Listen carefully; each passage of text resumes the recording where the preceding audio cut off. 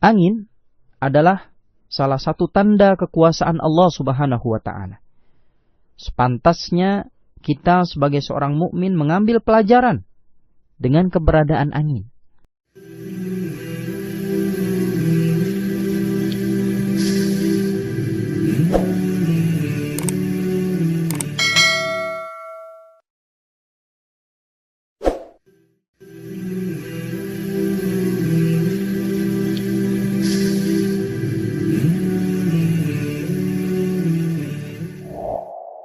Assalamualaikum warahmatullahi wabarakatuh.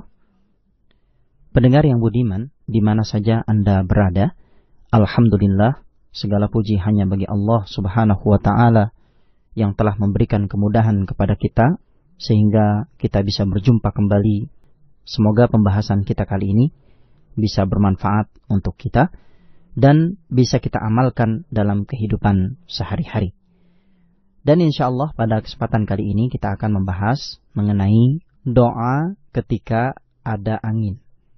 Pendengar yang budiman, dimanapun Anda berada, di antara tanda kekuasaan Allah yang besar, bukti nyata keesaannya yang menunjukkan bahwa Dia itu benar-benar esa dan segala urusan itu ada di genggamannya dan diatur penuh oleh dirinya adalah angin yang diatur oleh Allah sebagaimana yang Dia kehendaki.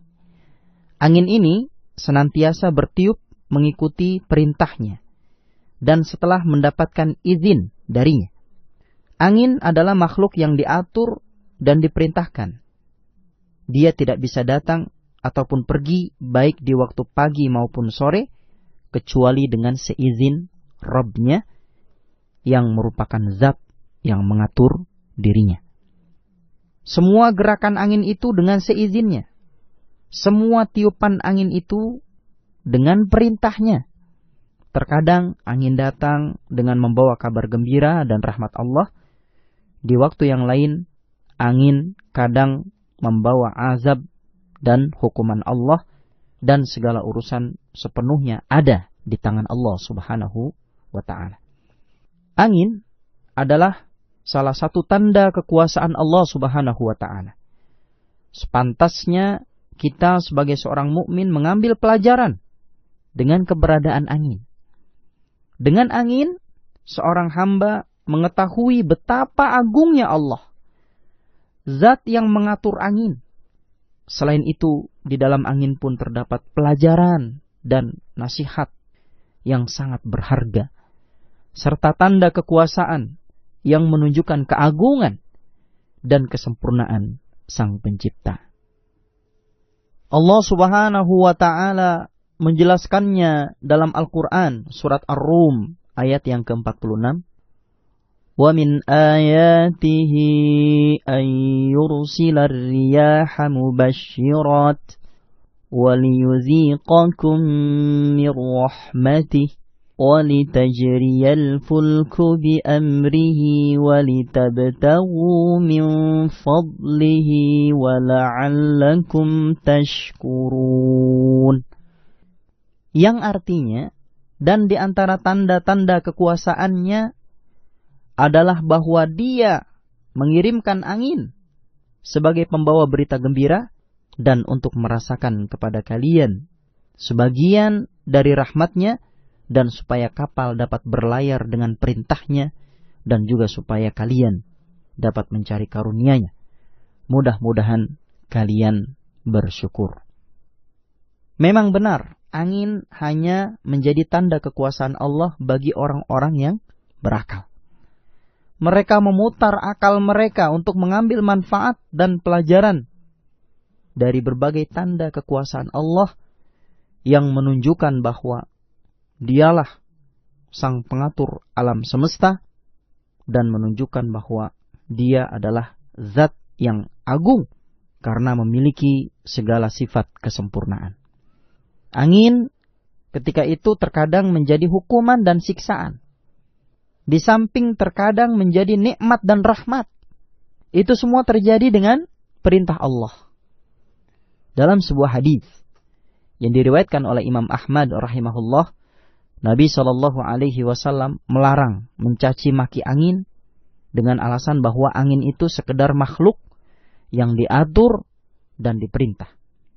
Nabi Shallallahu Alaihi Wasallam bersabda, janganlah kalian mencaci angin, sebab angin merupakan bagian dari rahmat Allah. Mintalah kepada Allah kebaikan angin, kebaikan yang terdapat dalam angin, dan kebaikan dari tujuan dikirimnya angin. Dan berlindunglah kalian kepada Allah dari keburukan angin, keburukan yang terdapat dalam angin, dan keburukan dari tujuan dikirimnya angin tersebut. Salah seorang ulama, yaitu Imam Asy-Syafi'i rahimahullah, pernah berkata, tidak layak bagi setiap orang mencaci angin, karena sesungguhnya dia diciptakan Allah dan sangat taat, serta menjadi tentara di antara para tentaranya. Dia menjadikannya sebagai rahmat dan sebagai azab jika menghendakinya.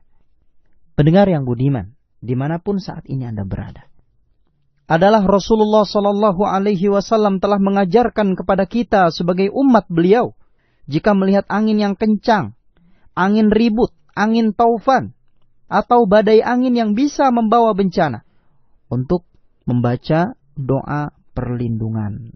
Hal ini bisa kita lihat dalam riwayat Imam Ahmad rahimahullah dari sahabat Ubay bin Ka'ab radhiyallahu an, dari Nabi Shallallahu Alaihi Wasallam, beliau bersabda, janganlah kalian mencaci angin. Jika kalian melihat dari angin itu sesuatu yang kalian tidak suka, maka bacalah doa. Allahumma inna nas'aluka min khairi hadhihi rih wa min khairi ma fiha wa min khairi ma ursilat bih wa na'udzu bika min syarri hadhihi rih wa min syarri ma fiha wa min syarri ma ursilat bih. Ya Allah, sesungguhnya kami memohon kepadamu kebaikan angin ini, kebaikan yang terdapat dalam angin ini, dan kebaikan dari tujuan dikirimnya angin ini. Dan sesungguhnya kami berlindung kepadamu keburukan yang terdapat dalam angin ini, dan keburukan dari tujuan dikirimnya angin ini. Karena terkadang Allah Subhanahu wa Ta'ala mengirim angin yang mendorong mendung, yang membuat hujan. Hujan adalah kabar gembira dan pembawa berbagai kebaikan. Masih banyak manfaat dan hasil yang akan dirasakan oleh manusia oleh sebab angin. Oleh karena itu, dalam Al-Quran kita jumpai Allah menyebut angin dalam bentuk jamak. Hal ini mengisyaratkan banyak dan besarnya manfaat yang Allah letakkan pada angin. Namun, terkadang pula Allah Subhanahu wa Ta'ala mengirimkan angin sebagai siksaan dan hukuman. Angin datang membawa azab yang menjadi sebab mati dan hancurnya manusia, tetumbuhan, dan berbagai binatang. Hal ini terjadi sebagai hukuman Allah dan pelajaran yang bisa dipetik oleh orang yang mau mengambil pelajaran. Maka hendaknya kita berdoa dengan doa tersebut. Kita ulangi sekali lagi, doa itu adalah Allahumma inna nas'aluka min khairi hadhihi rih wa min khairi ma fiha wa min khairi ma ursilat bih wa na'udzu bika min syarri hadhihi rih wa min syarri ma fiha wa min syarri ma ursilat bih. Inilah petunjuk dan anjuran Nabi Shallallahu Alaihi Wasallam. Maka sebagai seorang muslim, tidak sepatutnya kita menyibukkan diri dengan berbagai perkataan atau perbuatan yang sebagian orang saling mengingatkan untuk melakukannya, padahal hal tersebut tidak ada dalilnya dari sunnah dan bukan bagian dari ajaran Nabi Sallallahu Alaihi Wasallam. Dan dalam kondisi angin bertiup kencang, hendaknya hati kita tergerak untuk mengambil pelajaran dari berbagai tanda kekuasaan Allah Subhanahu wa Ta'ala. Demikianlah pendengar yang budiman di mana saja Anda berada. Semoga Allah Subhanahu wa Ta'ala memberikan manfaat dari pembahasan yang singkat ini. Wallahu ta'ala a'lam.